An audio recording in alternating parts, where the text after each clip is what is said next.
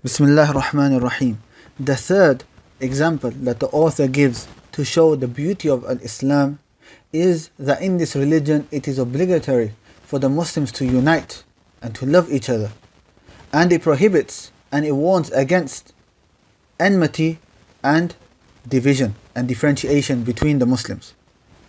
And this is a great foundation of this religion, which has been established by the Holy Quran and the prophetic sayings of our Messenger sallallahu alaihi wasallam. And anybody who has any sort of intellect can clearly see the benefits of this affair, both benefits in this world and also in the hereafter.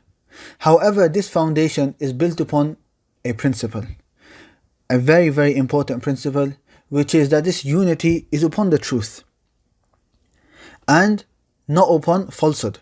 Because if it was to be upon falsehood, then the effects and the benefits will not be the same, and in fact it could cause harms. And this was something which was deeply rooted in the beginning of Islam.